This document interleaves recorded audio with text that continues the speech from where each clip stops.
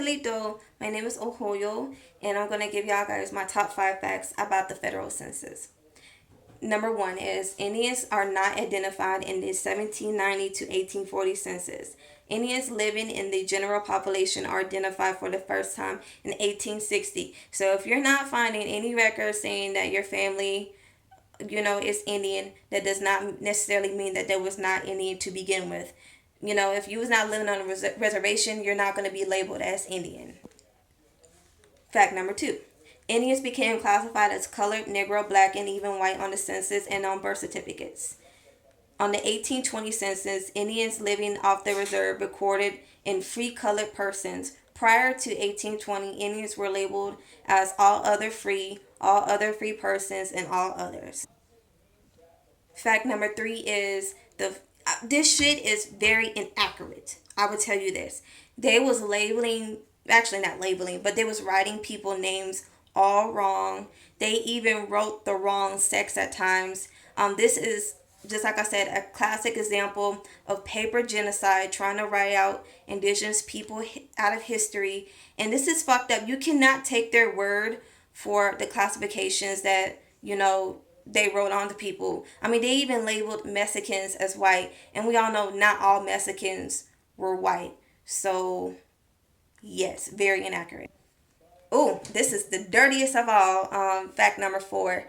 They labeled some people ancestors as African. Not because they was African, but because they wanted them to fight in their wars.